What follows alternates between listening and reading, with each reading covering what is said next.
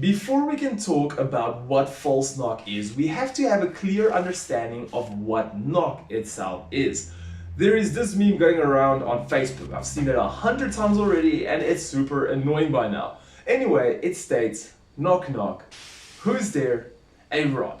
As bad as it may sound, it really is. Knock can destroy your engine within a few minutes, if not a few seconds, depending on how severe it is, how quickly the car picks it up, and can do adjustments accordingly.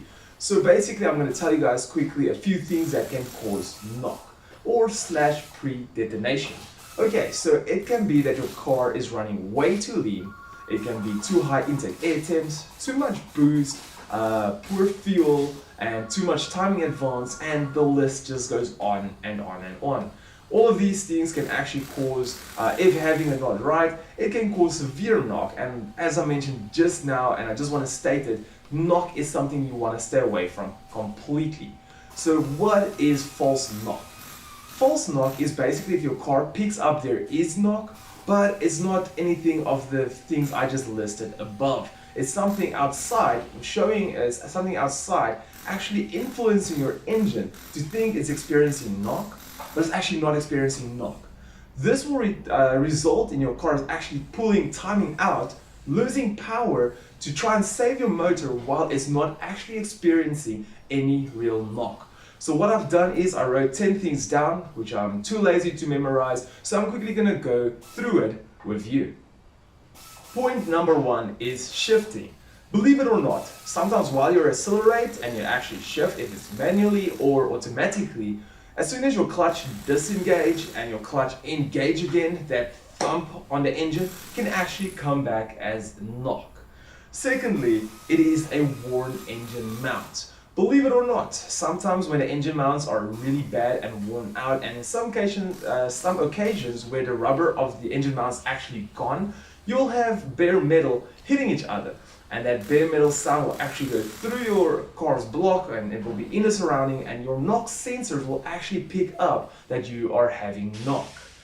Thirdly, we have got it when the AC is turning on. That initial start and turn of the extra load can actually indicate knock as well. Fourthly is going into launch control. Fifthly is actually under acceleration. So a lot of times people may not think about it, but let's say you're cruising at 1000 RPMs. Your car is making a certain amount of NVH. NVH stands in short for noise, vibration, and harshness. So if you can imagine your car is at 1000 RPMs and all of a sudden you push it to 7000 RPMs, theoretically your car is making 7 times more NVH than what it did. So on your tuning settings and files, that additional engine load and engine acceleration must also be taken in consideration when setting up your knock sensors.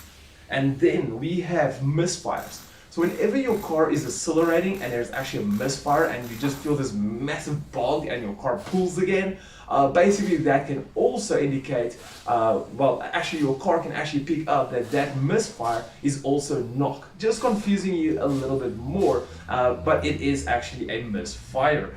And then when we look at, where am I? Okay, so objectives hitting the block.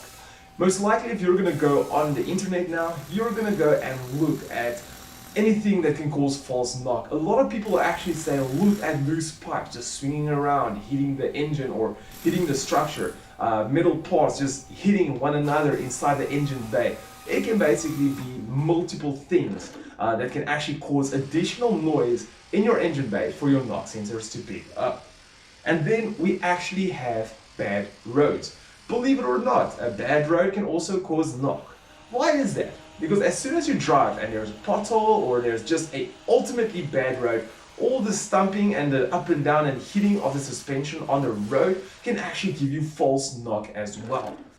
And it is a bad exhaust mount. Also, it can be after you have actually worked on your exhaust and you have increased the exhaust diameter and not taking in all the space considered properly, your exhaust can actually be off to the one side a little bit more. With the engine twist, it can actually twist your exhaust a little bit and may hit the side of the chassis.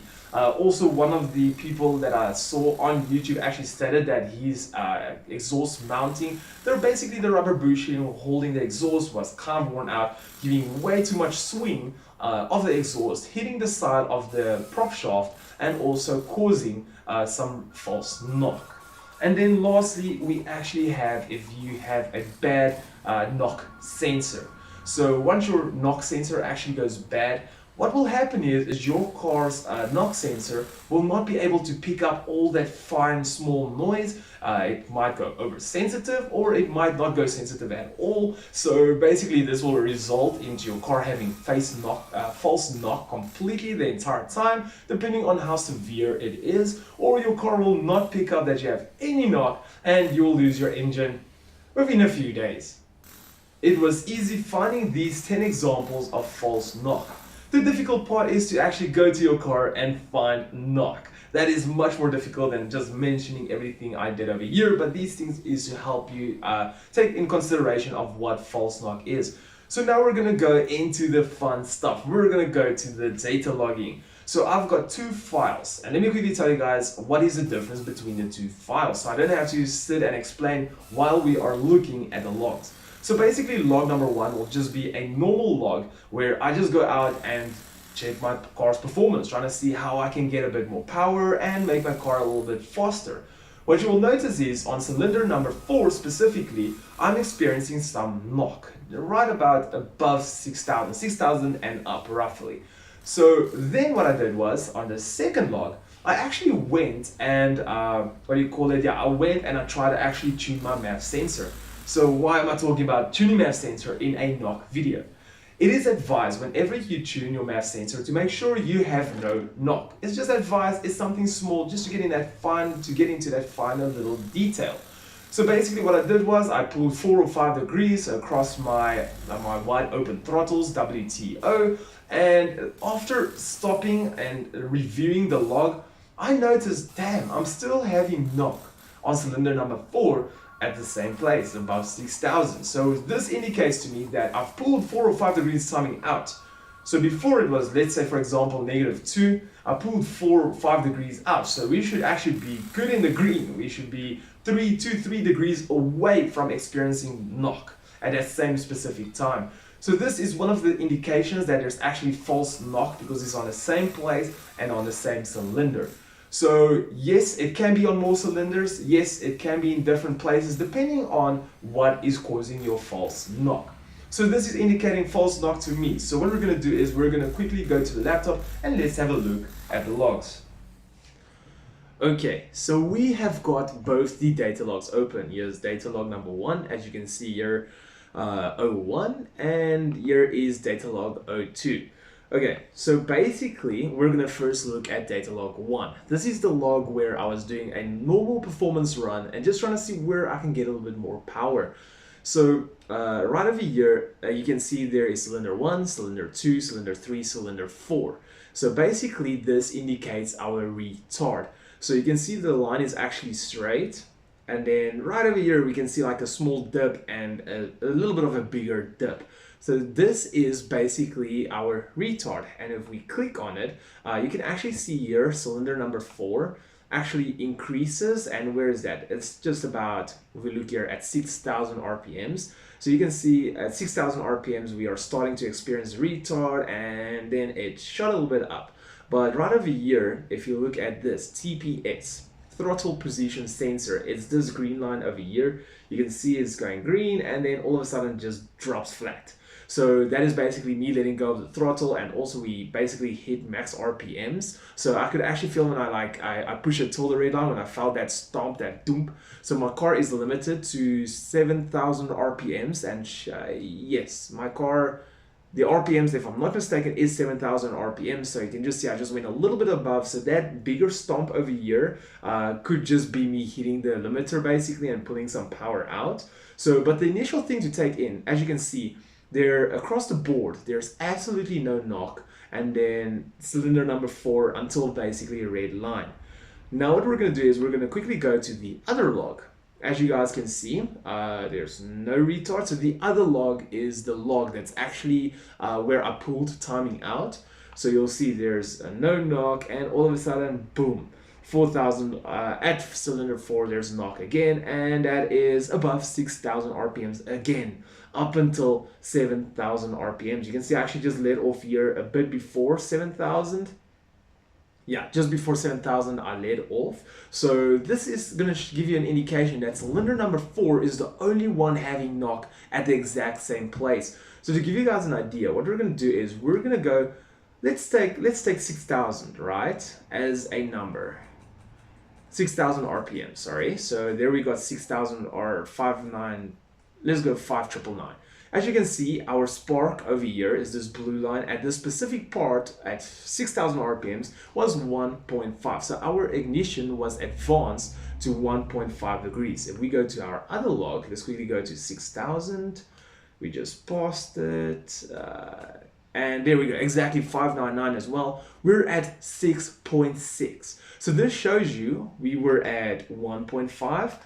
Let's just call it 6.5. So I literally pulled 5 degrees timing out, which means this -2 knock that was here, this -2 retard, was not supposed to be there. I should have been in the green by 3 degrees, but still I'm having knock at cylinder number 4. So this is indicating that there might be something at a high RPM. If it is maybe an engine mount that's not good or a gearbox mount that's not good, specifically only cylinder number 4. Maybe there's something hitting the block near the end of the motor where cylinder number 4 is. So this is the area where you're gonna go and have a look and see if you can find any indication why there will be some weird kind of banging noise or knock noise, external noise, knock noise, coming from your engine triggering cylinder number 4. We are at stage 4 on this video. So basically, how are we gonna fix the problem that we are experiencing? So first things first is always go to the car and make sure that everything is in order, that there's no weird kind of metal bumping around or a loose pipe or anything of that sort. So I've already done it. I could not find a single thing. Otherwise, I would have been out there showing you guys already. So what I'm gonna do is I'm gonna head over to the tuning software, and cylinder number 4, I'm just gonna desensitize it a little bit at that certain RPMs. Is this risky? Yes, it is. The proper way to do it is actually getting one of those knock sensor devices that actually works with earphones that basically drops the noise of the engine, and what it does is it enhances the sound if there's any knock. So you can actually go to all your piston, like all your cylinders and all your knock sensors through every RPM range and keep desensitizing until you can hear knock, and then sensitizing a bit, make it a bit more sensitive until you do not hear knock, and your car can actually pick that knock up. That will be the proper way to do it, and I'm definitely looking at it in the future to get one of those devices, as I believe it is very critical to make sure you have a long-lasting engine. So once again, what I'm going to do is I'm just going to desensitize that specific knock sensor just a little bit. So one thing that I'm going to do to make sure that I've not desensitized it too much is, let's say I'm going to keep on bumping the timing 1 by 1 degree to just see, oh, okay, here we are starting to get knock at cylinder number 1, 2, and 3. Where is cylinder number 4? That over there is going to indicate to me that I have actually reduced the sensitivity too much, that I actually have to go back, increase the sensitivity a little bit more until basically all the cylinders is experiencing the same amount of knock. This is not the right way to do it, but it's at least a safer way than just dropping the sensitivity of the knock sensor and just leaving it and not checking anything. So I've already done the file. I'm going to upload the file to the car. What I'm going to do is I'm actually going to keep the file of where I pulled 5 degrees timing, as I'm not concerned about performance at this moment. I'm just concerned about getting that knock away. So basically, we're going to do a few pulls maybe, and I'm going to take you guys with me to say, and then also, yeah, we're going to do our log, and if we see cylinder number 4 is gone, we know everything is good. Running with too much timing in trying to test something like this can actually result in actual knock, then making me think that there is false knock and then desensitize it more. So it's better safe to just keep the timing out and make sure I can get that false knock away before actually applying more timing. Alright, so we are approaching the road where I actually do some data logging. So once again, please make sure you're in a safe area where no one can actually get hurt. Be responsible, keep it in a lower gear. I'm doing it in 3rd gear and we're making our final turn. Foot to the floor, let's have a look. 3000 RPMs, car pulls good. Afterwards it's dead because of the timing I pulled out. And a little bit shy of 7,000 RPMs. I'm quickly slowing down and we're gonna stop. And let me quickly give you guys an idea.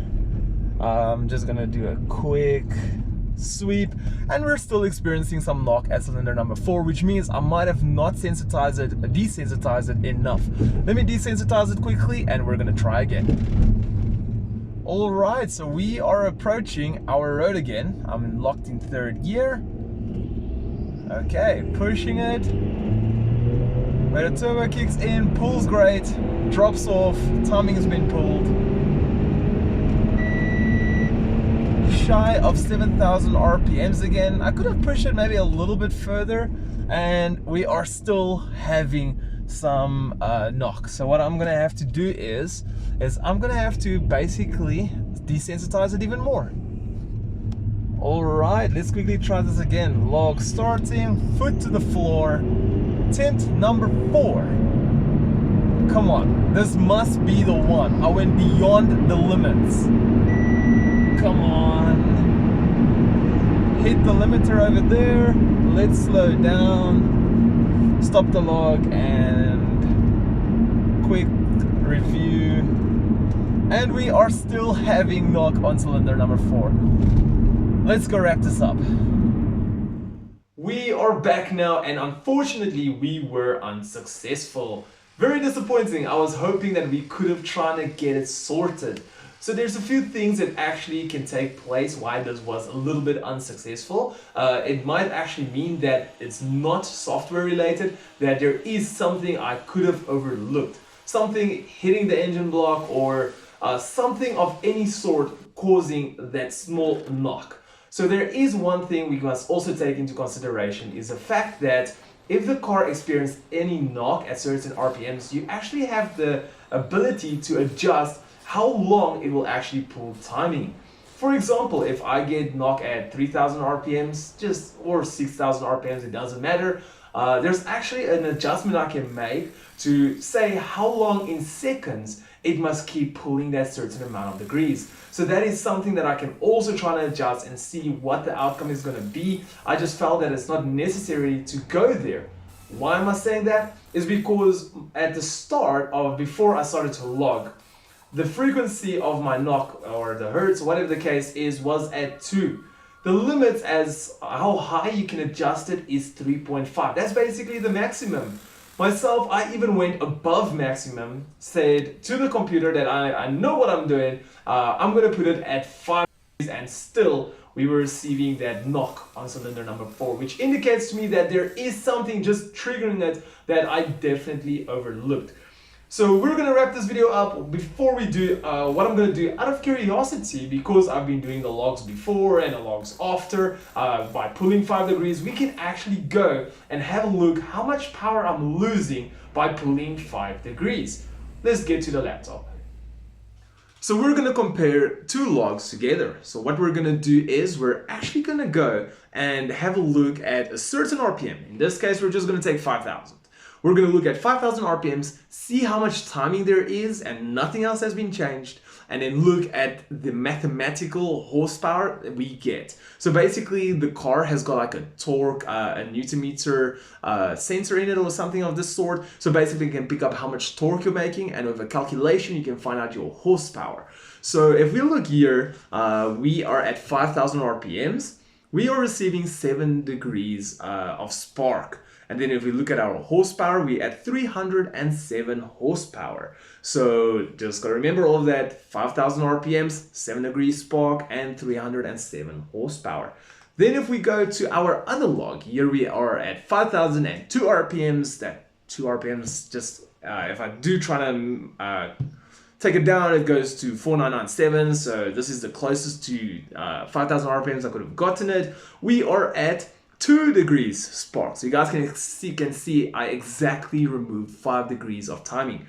Our horsepower was 261 horsepower.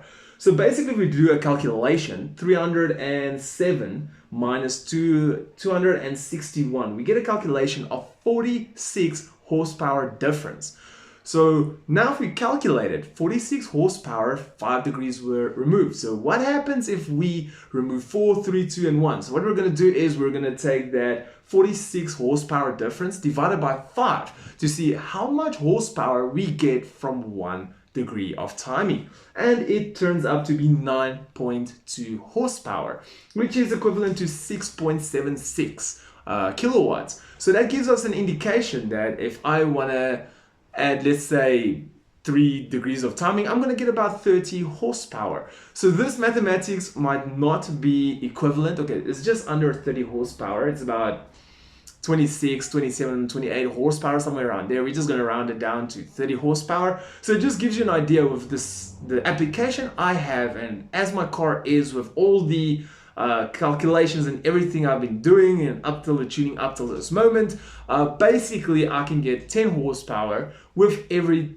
degree of timing I add. So let's say, for example, I add E30 and I can add 5 degrees of timing. Just as an example, that means I'm going to get basically 50 horsepower from just adding some ethanol and requesting 5 degrees of timing instead of staying where I was. So anyway, that's pretty cool to know that. Obviously, there's much more factors going involved because ethanol burns quicker than fuel, which means it actually advances your timing a little bit, but it's all just a quick summary, quick 1, 2, 3. But anyway, we're gonna drop this video right over here. Thank you so much for everyone watching. I really do hope that this video helps you out, give you a few things that you might have not known that you could have learned now, and also it showed me that I must actually go back to the car and try to see if I can find out what's going on. Maybe it could be number 10 of false knock, which is a broken or damaged knock sensor. Well, we probably won't find out for now, but we're definitely gonna have a look. Anyway guys, thanks so much for watching. I'll see all of you legends in my next video, but for now,